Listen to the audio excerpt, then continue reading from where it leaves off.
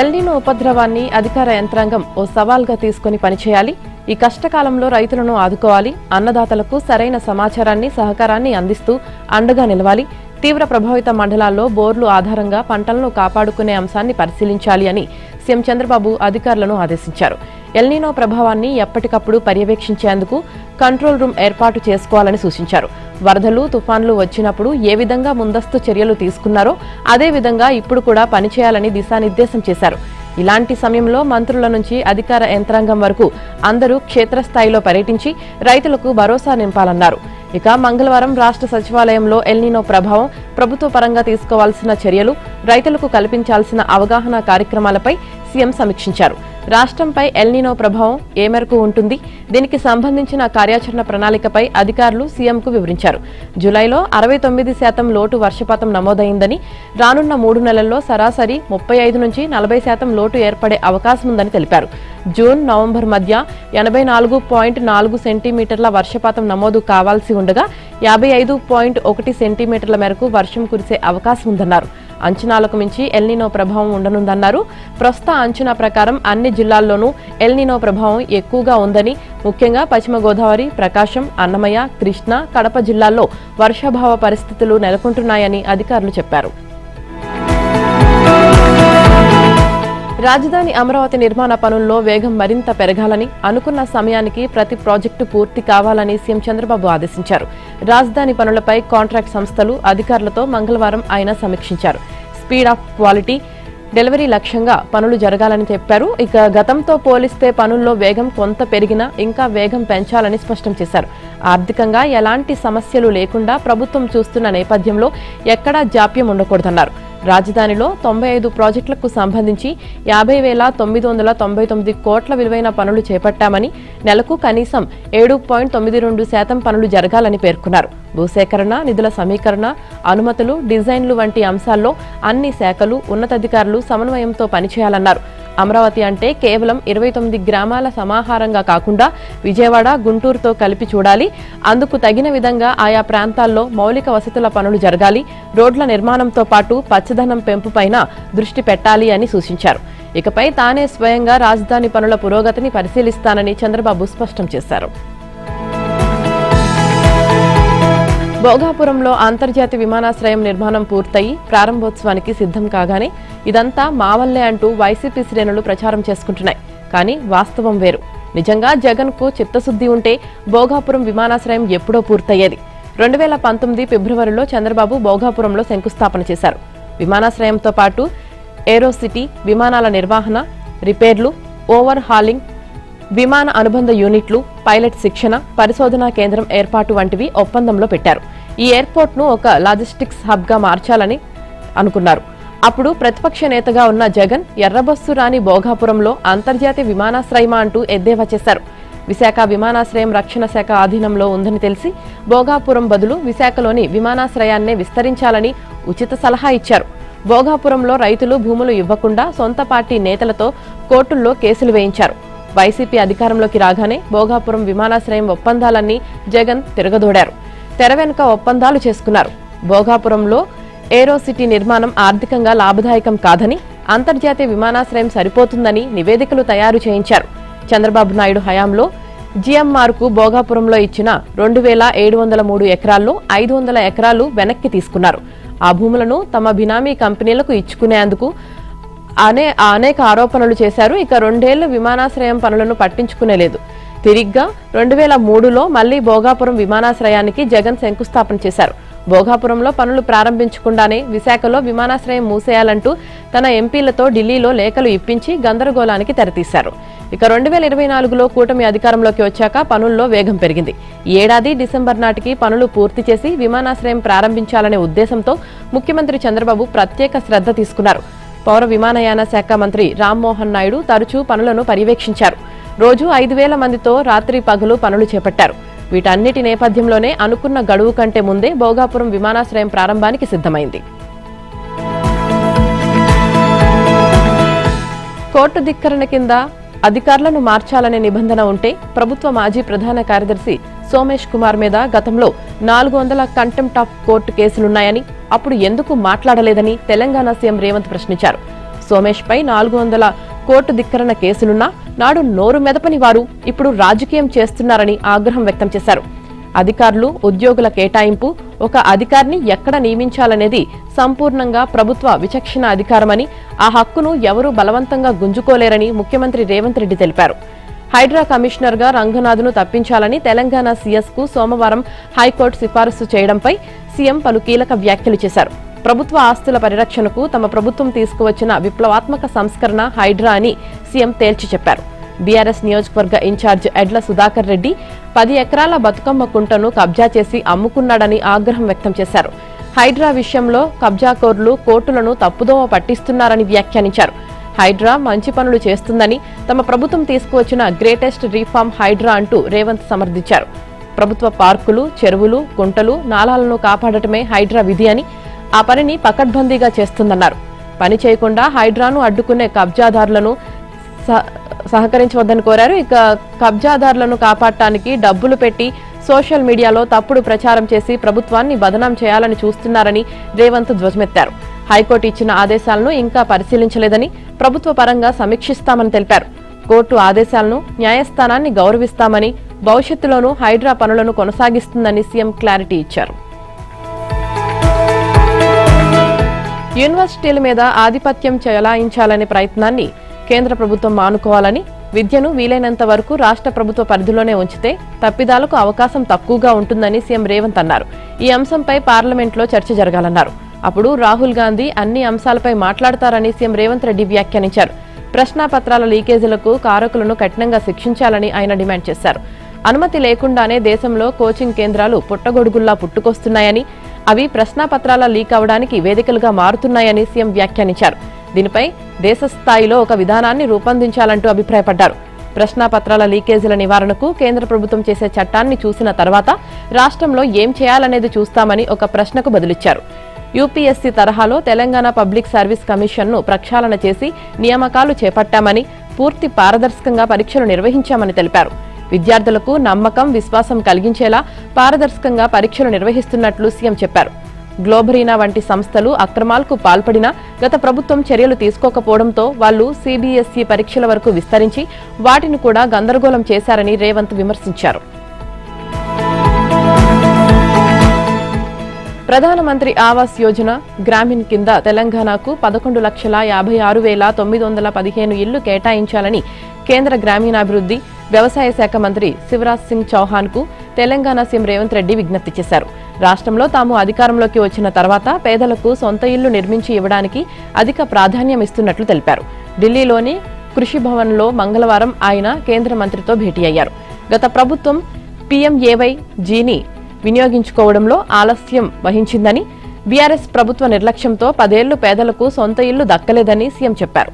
ఇప్పుడు తీవ్ర డిమాండ్ నెలకొందని, కేంద్ర గ్రామీణాభివృద్ధి శాఖ రూపొందించిన ఆవాస్ ప్లస్ యాప్ ద్వారా రాష్ట్ర ప్రభుత్వం నిర్వహించిన సర్వేలో 11,56,915 కుటుంబాలకు అర్హత ఉన్నట్లు గుర్తించామని, సాధ్యమైనంత త్వరగా వీరికి ఇళ్లు కేటాయించాలని సీఎం విజ్ఞప్తి చేశారు. ఎల్నినో నేపథ్యంలో BBG-Ramji కార్యక్రమంలో అదనపు పనులు చేర్చాలని చౌహాన్ కు సీఎం రేవంత్ విజ్ఞప్తి చేశారు. వర్షాభావంతో పనులు లేనందున ఎస్సీ, ఎస్టీ, చిన్న, సన్నకారు రైతులు, రైతు కూలీలకు జీవనోపాధి మెరుగుపరిచేందుకు, పంటల వైవిధ్యాన్ని ప్రోత్సహించేందుకు చట్టంలో అదనపు పనులను చేర్చాలని కోరారు. స్థానిక అవసరాలకు తగినట్లుగా రాష్ట్ర ప్రభుత్వం ప్రతిపాదించే ఇతర పనులను పథకంలో చేర్చాలని విజ్ఞప్తి చేశారు. జూబ్లీహిల్స్ సీఐ శ్రీనివాసులు రెడ్డిపై ఓ వివాహిత తీవ్ర ఆరోపణలు చేశారు. కుటుంబ సమస్యలపై తాను ఫిర్యాదు చేసేందుకు వెళితే భయపెట్టి లైంగిక దాడికి పాల్పడ్డారని, ఆ దారుణాన్ని చిత్రీకరించి బెదిరింపులకు గురిచేస్తూ తరచూ అత్యాచారానికి పాల్పడ్డారని, పెద్ద మొత్తంలో డబ్బు వసూలు చేశారని డీజీపీ సివి ఆనంద్కు ఆమె రాతపూర్వకంగా ఫిర్యాదు చేశారు. శ్రీనివాసులు రెడ్డి గతంలో అమీన్పూర్ సీఐగా పనిచేశారని, అప్పట్లో తాను కుటుంబ సమస్యలపై ఫిర్యాదు చేసేందుకు వెళ్లానని ఆమె ఫిర్యాదులో పేర్కొన్నారు. ఆయన కారణంగా తాను గర్భం దాల్చానని, తర్వాత ఆయనే తనను ఆస్పత్రికి తీసుకువెళ్లి బలవంతంగా అబార్షన్ చేయించారని, ఆస్పత్రి రిపోర్టులో తాను ఉపయోగించే ఫోన్ నెంబర్నే రాయించారని ఫిర్యాదులో పేర్కొన్నారు. ఇక వీడియోలు అడ్డం పెట్టుకుని తీవ్ర బెదిరింపులకు పాల్పడి తన నుంచి ఇప్పటి వరకు దాదాపు 2 కోట్లు తీసుకున్నారని ఫిర్యాదులో ఆమె ఆరోపించారు. ఈ మేరకు డబ్బుకు సంబంధించి ఆధారాలుగా ఆన్లైన్ ట్రాన్సాక్షన్స్ పత్రాలను ఫిర్యాదుకు జత చేశారు. సీఐగా హైదరాబాద్ పరిధిలోకి బదిలీ చేయించుకునేందుకు 25 లక్షలు ఖర్చు పెట్టుకున్నారని ఆమె ఆరోపించారు. ఇక తాను ఫిర్యాదు చేసేందుకు హైదరాబాద్ కమిషనర్ కార్యాలయానికి పలుమార్లు వెళ్లానని, అక్కడ సిపి వ్యవహారాలు చూసే CC Sridhar, IT cell inspector Ramesh కలిసి తనను హైదరాబాద్ సిపిని కలవనీయకుండా చేశారని ఆమె ఫిర్యాదులో పేర్కొన్నారు. ఇది జరిగిన కొన్ని గంటల తర్వాత 7 సీఐలను బదిలీ చేస్తూ సిపి సజ్జనార్ ఉత్తర్వులు జారీ చేశారు. వీరిలో జూబ్లీహిల్స్ సీఐ శ్రీనివాసులు రెడ్డి ఉన్నారు. ఆయనకు వీఆర్ అటాచ్ చేస్తూ ఉత్తర్వులు జారీ అయ్యాయి. హైడ్రా కమిషనర్ ఏవి రంగనాథ్ను పదవి నుంచి తొలగించవద్దని డిమాండ్ చేస్తూ హైదరాబాద్ పర్యావరణ పరిరక్షకులు ఐక్య వేదిక ఆధ్వర్యంలో కూకట్పల్లిలో ఆయనకు మద్దతుగా నిరసన కార్యక్రమం నిర్వహించారు. నగరంలోని చెరువులు, ప్రభుత్వ భూముల పరిరక్షణలో హైడ్రా చేపడుతున్న చర్యలకు ప్రజలంతా అండగా నిలవాలని పిలుపునిచ్చారు. పర్యావరణ హితమైన హైదరాబాద్ నిర్మాణమే తమ లక్ష్యమని, చెరువుల పరిరక్షణకు సమాజంలోని అన్ని వర్గాలు కలిసికట్టుగా ముందుకు రావాల్సిన అవసరం ఉందని వారు పేర్కొన్నారు. భూ ఆక్రమణలను సమర్థవంతంగా అరికట్టేందుకు హైడ్రా చేపడుతున్న చర్యలను కొనసాగించాలని కమిషనర్ ఏవి రంగనాథ్కు పూర్తి మద్దతు ప్రకటిస్తున్నామని వెల్లడించారు. ఇక హైడ్రా ప్రధాన లక్ష్యాలైన ఆక్రమణల తొలగింపు, చెరువుల అభివృద్ధి, ప్రభుత్వ భూముల పరిరక్షణ, ప్రజలకు మెరుగైన జీవన వాతావరణం కల్పించడంలో ప్రభుత్వం ఎలాంటి వెనకడుగు వేయకూడదని ఐక్య వేదిక డిమాండ్ చేసింది. ఇక హైడ్రా ఏర్పాటు ముందు, తర్వాత పరిస్థితుల్లో వచ్చిన మార్పులు, చెరువుల అభివృద్ధిపై పవర్ పాయింట్ ప్రజెంటేషన్ నిర్వహించి అవగాహన కలిగించారు. చెరువుల పరిరక్షణతోనే నగర భవిష్యత్తు భద్రంగా ఉంటుందని, పర్యావరణ పరిరక్షణలో ప్రతి ఒక్కరూ భాగస్వాములు కావాలని నిర్వాహకులు పిలుపునిచ్చారు. ఈ కార్యక్రమంలో పర్యావరణ పరిరక్షకులు ఐక్య వేదిక వ్యవస్థాపకులు పాల్గొన్నారు. పొంగనూరు నియోజకవర్గం మరియు పలుచోట్ల దేవాలయాల్లో చోరీలకు పాల్పడుతూ పంచలోహాలతో తయారు చేసిన దేవుని విగ్రహాలను ఆటోలో తరలిస్తున్న నిందితుడిని పొంగనూరు శ్రీకృష్ణ దేవరాయల సర్కిల్ వద్ద పోలీసులు అరెస్టు చేశారు. నిందితుడి వద్ద నుంచి మొత్తం 111 కిలోల బరువున్న పంచలోహ దేవుని విగ్రహాలను స్వాధీనం చేసుకున్నారు. పొంగనూరు, చౌడేపల్లి, సోమల, సదుం, నిమ్మనపల్లి మండలాల్లో పోలీస్ స్టేషన్లో పరిధిలో నమోదైన దేవుని విగ్రహాల చోరీ కేసుల దర్యాప్తులో భాగంగా పీలేరు మండలం ఎర్రగుంటపల్లికి చెందిన యలకపల్లి ప్రభాకర్ను పోలీసులు అదుపులోకి తీసుకున్నారు. నిందితుడిపై గతంలో ఎలాంటి పోలీస్ కేసులు నమోదు కాలేదని సీఐ తెలిపారు. కేసుకు సంబంధించి మరింత దర్యాప్తు కొనసాగుతుందని, నిందితుడిని కోర్టులో హాజరుపరచనున్నట్లు సీఐ సుబ్బరాయుడు తెలిపారు. తూర్పుగోదావరి జిల్లా గోపాలపురం మండలం కరిచర్లగూడెం కొబ్బరి తోట పరిసర ప్రాంతాల్లో సంచరిస్తున్న పులి రాత్రి సమయంలో చిక్కినట్టే చిక్కి అటవీ అధికారుల నుంచి తప్పించుకొని పారిపోయింది. పెద్ద పులికి ఉన్న ట్రాక్ కెమెరా ద్వారా పులి ఉన్న ప్రాంతాన్ని కనుక్కొని దానిని బంధించేందుకు 5 బృందాల ద్వారా 50 మంది అటవీశాఖ అధికారులు కరిచర్లగూడెం కొబ్బరి కోకో తోటల్లో గాలింపు చర్యలు చేపట్టారు. రాత్రి సమయంలో పెద్ద పులి జాడను కనుగొని గన్ ద్వారా మత్తుమందు ఇచ్చి బంధించేందుకు ప్రయత్నించారు. అదే సమయంలో డ్రోన్కు ఛార్జింగ్ అయిపోవడంతో గన్ మిస్ఫైర్ అయింది. గన్ శబ్దాన్ని విన్న పెద్ద పులి తోటలో పరుగులు పెట్టింది. దీనిని గమనించి ఫారెస్ట్ అధికారులు కేకలు వేయడంతో పెద్ద పులి వచ్చిన దారిలో తిరిగి పరుగులు తీసింది. ఫారెస్ట్ అధికారులు కరగపాడు ఫారెస్ట్ వైపుకు పెద్ద పులి పయనిస్తున్నట్లుగా గుర్తించారు. రైతులు, ప్రజలు అప్రమత్తంగా ఉండాలని సూచించారు. ఉదయం 9 గంటలు దాటే వరకు పొలాల్లోకి వెళ్లవద్దని, సాయంత్రం 5 లోపుగా ఇంటికి చేరుకోవాలని, పొలాల్లో రాత్రి సమయంలో ఎవరూ ఉండవద్దని ఫారెస్ట్ అధికారులు సూచించారు. కామారెడ్డి జిల్లాలో కళ్యాణలక్ష్మి, షాదీ ముబారక్ పథకాలలో నకిలీ ధృవీకరణ పత్రాలతో ప్రభుత్వాన్ని మోసం చేసిన ముఠాను పోలీసులు ఛేదించారు. ప్రభుత్వ ఆసుపత్రి పేరుతో నకిలీ సంతకాలు, రబ్బర్ స్టాంపులతో ఫోర్జరీ చేసి సంక్షేమ పథకాల లబ్ధి పొందేలా చేసిన 3 అరెస్టు చేసినట్లు జిల్లా ఎస్పీ రాజేష్ చంద్ర వెల్లడించారు. బిక్కనూరు ప్రాంతానికి చెందిన నరేందర్, రాజలింగం, ప్రసాదులు ప్రభుత్వ ఆసుపత్రి పేరుతో నకిలీ ధృవీకరణ పత్రాలు రూపొందించి వైద్యుల సంతకాలు, రబ్బర్ స్టాంపులను ఫోర్జరీ చేసి వాటిని అసలైన ప్రభుత్వ పత్రాలుగా చూపుతూ కళ్యాణలక్ష్మి, షాదీ ముబారక్ పథకాల కింద లబ్ధి పొందేలా చేసినట్లు దర్యాప్తులో తేలిందని ఎస్పీ రాజేష్ చంద్ర తెలిపారు. నిందితులను అరెస్టు చేసి వారి వద్ద నుంచి ఒక కంప్యూటర్, 3 సెల్ ఫోన్లు, రబ్బర్ స్టాంపులు, స్టాంప్ ప్యాడ్, డిజిటల్ కార్డులను స్వాధీనం చేసుకున్నట్లు తెలిపారు. అనంతరం వారిని కోర్టులో హాజరుపరచగా రిమాండ్కు తరలించినట్లు ఎస్పీ చెప్పారు. గుంటూరు ఛానల్ను పర్చూరు వరకు పొడిగించేంత వరకు ప్రభుత్వంతో రైతుల పోరాటం తప్పదని నల్లమడ రైతు సంఘం కాలువ సాధన పోరాట కమిటీ అధ్యక్షుడు కొల్లా రాజమోహన్ పిలుపునిచ్చారు. సంఘం ఆధ్వర్యంలో నల్లమడ రైతు సంఘం అధ్యక్షుడు కొల్లా రాజమోహన్ రావు ఆధ్వర్యంలో 3 రోజులుగా నీటి కోసం నడక పేరుతో పాదయాత్ర 17 గ్రామాల మీదుగా సాగుతుండగా ఇది 3వ రోజు పర్చూరుకు చేరుకుంది.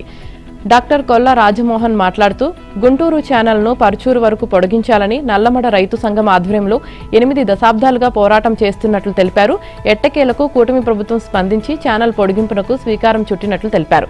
ఈ పొడిగింపు పూర్తి స్థాయిలో న్యాయం చేకూరే విధంగా లేదన్నారు. కేవలం ఛానల్ పొడిగింపునకు గుంటూరు జిల్లాకే పరిమితం చేసి గెజిట్ నోటిఫికేషన్ విడుదల చేశారు. భూసేకరణ ప్రక్రియను కూడా ప్రారంభించినట్లు తెలిపారు. ఇక ప్రస్తుతం ఉన్న పరిస్థితులను దృష్టిలో ఉంచుకొని గుంటూరు ఛానల్ను పరుచూరు వరకు పొడిగించే విధంగా తగు చర్యలు తీసుకోవాలని డిమాండ్ చేశారు. పరుచూరు వరకు ఛానల్ను పొడిగించేంత వరకు తమ పోరాటం ఆగదని తెలిపారు. వాయువ్య బంగాళాఖాతంలోని తీవ్ర వాయుగుండం మంగళవారం ఉదయం ఉత్తర ఒడిశా పశ్చిమ బెంగాల్ మధ్య డిఘా వద్ద తీరం దాటింది. తర్వాత పశ్చిమ వాయువ్యంగా పశ్చిమ బెంగాల్, జార్ఖండ్ రాష్ట్రాల వైపు పయనిస్తుందని భారత వాతావరణ శాఖ తెలిపింది. ఇంకా సముద్రంలో అలల తీవ్రత ఎక్కువగా ఉన్నందున ఉత్తరాంధ్రలో మత్స్యకారులు చేపల వేటకు వెళ్లరాదని హెచ్చరించింది. దీని ప్రభావంతో మంగళవారం కోస్తాలో పలుచోట్ల తేలికపాటి నుంచి ఒక మోస్తరు వర్షాలు కురిశాయి. దక్షిణ కోస్తా, రాయలసీమల్లో పలుచోట్ల ఎండ తీవ్రత నెలకొంది. తిరుపతిలో 39 డిగ్రీల గరిష్ట ఉష్ణోగ్రత నమోదైంది. రానున్న 24 గంటల్లో కోస్తా, రాయలసీమల్లో పలుచోట్ల పిడుగులతో వర్షాలు కురుస్తాయని, మిగిలిన చోట్ల ఎండ తీవ్రత కొనసాగుతుందని ఐఎండీ తెలిపింది. కాగా బుధవారం రాష్ట్రంలోని 19 జిల్లాల్లో అక్కడక్కడ పిడుగులతో కూడిన తేలికపాటి నుంచి మోస్తరు వర్షాలు కురుస్తాయని విపత్తుల నిర్వహణ సంస్థ తెలిపింది. మరోవైపు పోలవరం వద్ద గోదావరి నీటి మట్టం స్వల్పంగా తగ్గింది. ప్రాజెక్టు స్పిల్వే నుంచి 1,16,567 క్యూసెక్లను దిగువకు వదిలినట్లు డిఈ వెంకటేశ్వరరావు తెలిపారు. ఇక పట్టిసీమ ఎత్తిపోతలలో 20 పంపుల నుంచి కుడి కాలువకు 7,080 క్యూసెక్కులు ఎత్తిపోస్తున్నారు. బంగాళాఖాతంలో ఏర్పడిన తీవ్ర వాయుగుండం తీరాన్ని దాటినప్పటికీ దాని ప్రభావం ఇంకా బలంగానే కొనసాగుతుంది. దీంతో రాష్ట్ర వ్యాప్తంగా పలు జిల్లాల్లో భారీ నుంచి అతి భారీ వర్షాలు కురుస్తాయని హైదరాబాద్ వాతావరణ కేంద్రం హెచ్చరించింది. బుధవారం ఆదిలాబాద్, కొమరంభీం, ఆసిఫాబాద్, మంచిర్యాల, నిర్మల్, నిజామాబాద్, జగిత్యాల, రాజన్న సిరిసిల్ల, కరీంనగర్, పెద్దపల్లి, జయశంకర్ భూపాలపల్లి, ములుగు, భద్రాద్రి, కొత్తగూడెం, వికారాబాద్, సంగారెడ్డి, మెదక్, కామారెడ్డి జిల్లాలో భారీ వర్షాలు కురుస్తాయంటూ ఈ జిల్లాలకు ఎల్లో అలర్ట్ జారీ చేసింది. అలాగే గురువారం ఆదిలాబాద్, ఆసిఫాబాద్, నిర్మల్ జిల్లాలో అతి భారీ వర్షాలు, జగిత్యాల, పెద్దపల్లి, మంచిర్యాల, భూపాలపల్లి జిల్లాలో భారీ వర్షాలు కురిసే అవకాశం ఉందని, గంటకు 30 నుంచి 40 కిలోమీటర్ల వేగంతో ఈదురుగాలులు వీస్తాయని పేర్కొంది. మరోవైపు రాష్ట్ర వ్యాప్తంగా సోమ, మంగళవారాల్లో పలు ప్రాంతాల్లో వర్షం దంచుకొట్టింది. ఉమ్మడి మెదక్, కరీంనగర్, నిజామాబాద్, కరీంనగర్, వరంగల్, రంగారెడ్డి, భద్రాద్రి కొత్తగూడెం జిల్లాలో పలుచోట్ల భారీ వర్షాలు కురిశాయి. రాష్ట్ర వ్యాప్తంగా 6 మండలాల్లో భారీ వర్షం పడగా 159 మండలాల్లో 1.5 నుంచి 6 సెంటీమీటర్ల మధ్య వర్షం కురిసినట్లు వాతావరణ కేంద్రం తెలిపింది. ములుగు జిల్లా ఏటూరు నాగారంలో అత్యధికంగా 9.64 సెంటీమీటర్ల వర్షం కురిసింది. జిల్లా వ్యాప్తంగా 3.8 సెంటీమీటర్ల వర్షపాతం నమోదైంది. భారీ వర్షంతో హైదరాబాద్ తడిసి ముద్దైంది. మంగళవారం సాయంత్రం 6 నుంచి 8 గంటల వరకు కురిసిన వర్షంతో ప్రధాన రహదారులపైకి వరద నీరు చేరడంతో వాహనదారులు ఇబ్బందులు పడ్డారు. ముషీరాబాద్లో అత్యధికంగా 5, బౌద్ధనగర్లో 4.9 సెంటీమీటర్ల వర్షం కురిసింది. యూసఫ్గూడ, కృష్ణానగర్ ప్రధాన రహదారిని వరద నీరు ముంచెత్తింది. ఇక ముషీరాబాద్, బౌద్ధనగర్, గోల్కొండ, బన్సీలాల్పేట, షేక్పేట్, ఉప్పల్ ప్రాంతాల్లో రహదారులపై మోకాల లోతు నీరు నిలిచిపోయింది. ఉద్యోగులు ఇళ్లకు వెళ్లే సమయంలో భారీ వర్షం కురవడంతో మాధాపూర్, కొండాపూర్, గచ్చిబౌలి, చాదర్ఘాట్, పంజాగుట్ట, బంజారాహిల్స్ ప్రాంతాల్లో భారీగా ట్రాఫిక్ జామ్ నెలకొంది. ఐక్య, కొండాపూర్, మాధాపూర్, గచ్చిబౌలి, రాయదుర్గం, ఫైనాన్షియల్ డిస్టిక్ ప్రాంతాల్లో కిలోమీటర్ల కొద్దీ వాహనాలు బారులు తీరాయి. ఇక వరద నీరు తొలగించేందుకు హైడ్రా, ఎన్డీఆర్ఎఫ్ బృందాలు రంగంలోకి దిగాయి. భారీ వర్షాలతో ప్రజలకు ఇబ్బందులు తలెత్తకుండా అన్ని శాఖలు సమన్వయంతో పనిచేయాలని జిల్లా ఇన్ఛార్జి మంత్రి పొన్నం ప్రభాకర్ అధికారులకు సూచించారు.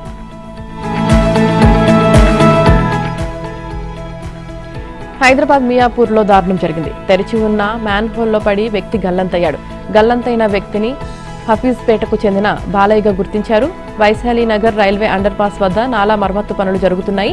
కాంట్రాక్టర్ నిర్లక్ష్యంతో అటుగా వెళ్తుండగా డ్రైనేజీ నాలాలో పడి బాలయ్య గల్లంతయ్యాడు. బాలయ్య కోసం హైడ్రా, ఎన్డీఆర్ఎఫ్ సిబ్బంది గాలిస్తున్నారు. అధికారుల తీరుపై బాలయ్య కుటుంబ సభ్యులు ఆగ్రహం వ్యక్తం చేస్తున్నారు. ఏబిఎన్ ఆంధ్రజ్యోతిలో వచ్చిన కథనాలను చూసిన ఎమ్మెల్యే అరకపూడి గాంధీ ఘటనా స్థలానికి వెళ్లారు. సహాయక చర్యలను ప్రత్యక్షంగా పరిశీలించారు. ఘటనకు సంబంధించిన వివరాలను అధికారులను అడిగి తెలుసుకున్నారు. బాలయ్య కోసం గాలింపు చర్యలను వేగవంతం చేయాలని సూచించారు. గల్లంతైన బాలయ్య కుటుంబ సభ్యులను పరామర్శించారు అరకపూడి గాంధీ. కృష్ణమ్మ శ్రీశైలం వైపు అడుగులు వేస్తుంది. ఎగువన కర్ణాటకలోని ఆల్మట్టి, నారాయణపూర్ జలాశయాలు నిండు కొండలా కలకలలాడుతున్నాయి. దిగువన గద్వాల జిల్లాలోని జూరాల ప్రాజెక్టుకు నీరు విడుదలవుతోంది. ప్రస్తుతం ఈ డ్యాంకు 14,000 క్యూసెక్కులు వచ్చి చేరుతోంది. ప్రాజెక్టు నుంచి విద్యుత్ కేంద్రం ద్వారా 37,000 క్యూసెక్కులు విడుదల చేశారు. ఇక ఆ ప్రవాహం బుధవారానికి శ్రీశైలానికి చేరుకుందని ఇంజనీర్లు అంచనా వేస్తున్నారు. ఇక కర్ణాటక, మహారాష్ట్ర రాష్ట్రాల్లో కృష్ణా పరివాహక ప్రాంతాల్లో కురుస్తున్న వర్షాలకు ఆల్మట్టి డ్యాంకు భారీ వరద వస్తోంది. మంగళవారం ఉదయం 73,333 క్యూసెక్ల ప్రవాహం వచ్చింది. సాయంత్రం 6 గంటలకు 80,000 క్యూసెక్లు దిగువకు విడుదల చేస్తున్నారు. డ్యాం గరిష్ట నీటి మట్టం 1704.81 అడుగులు కాగా 1703.85 అడుగులకు చేరింది. ఇక నారాయణపూర్ జలాశయానికి 35,000 క్యూసెక్ల ఇన్ఫ్లో కొనసాగుతుంది. ఆల్మట్టి నుంచి భారీగా వరద వస్తుండటంతో 84,300 క్యూసెక్లు కిందకు వదులుతున్నారు. ఇదంతా జూరాలకే చేరనుంది. నారాయణపూర్ నుంచి ఇన్ఫ్లో భారీగా పెరగడంతో బుధవారం జూరాల గేట్లు ఎత్తే అవకాశముందని ఇంజనీర్లు తెలిపారు. పాక్ ఆక్రమిత కాశ్మీర్లో శాసనసభ ఎన్నికలు నిర్వహించడంపై భారత్ స్పందించింది. ఆ ప్రాంతంలో జరుగుతున్న మానవ హక్కుల ఉల్లంఘనలను కప్పిపుచ్చుకునేందుకు చేస్తున్న కపట ప్రయత్నాల్లో అవి భాగమని దుయ్యబట్టింది.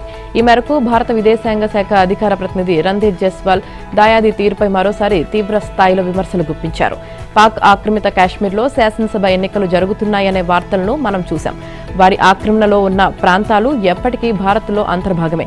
అక్కడ జరుగుతున్న ఎన్నికల తతంగం అనేది వారి ఆక్రమణలను కప్పిపుచ్చుకోవడం, తీవ్ర మానవ హక్కుల ఉల్లంఘనల వంటి దారుణాలను బయటి ప్రపంచానికి తెలియకుండా చేసే ప్రయత్నమే. ఆర్థిక దోపిడీ, ప్రాథమిక హక్కులను హరించడం, అణచివేత వంటి పర్యవసానాల ఫలితమే ఇటీవల అక్కడ వెల్లువెత్తిన ఆందోళనలు అని రణ్ధీర్ జైస్వాల్ పేర్కొన్నారు. నీట్ తదితర ప్రశ్నాపత్రాల లీక్ ఘటనలపై జరిగిన నిరసన ప్రదర్శనలో పాల్గొని అరెస్టైన 18 ఏళ్లలోపు విద్యార్థులందరినీ తక్షణం విడుదల చేయాలి అని అన్ని రాష్ట్రాల ప్రభుత్వాలను సుప్రీంకోర్టు ఆదేశించింది. నేర చరిత్ర లేని మైనర్ విద్యార్థులను విడిచిపెట్టాలని, వారి మీద ఎటువంటి బలవంతపు చర్యలు తీసుకోకూడదని పేర్కొంది. ఇప్పటికే నమోదైన ఎఫ్ఐఆర్ల మీద దర్యాప్తు కొనసాగించవచ్చని తెలిపింది. ఢిల్లీతో పాటు వివిధ రాష్ట్రాల్లో విద్యార్థుల ర్యాలీల మీద పోలీసులు దాడి చేశారన్న ఆరోపణలపై సమగ్రంగా, నిజాయితీగా, స్వతంత్ర దర్యాప్తు జరిపేందుకు ఒక టాస్క్ ఫోర్స్ను లేదా ప్రత్యేక దర్యాప్తు బృందాన్ని నియమించే అంశాన్ని పరిశీలిస్తున్నామని సుప్రీంకోర్టు తెలిపింది.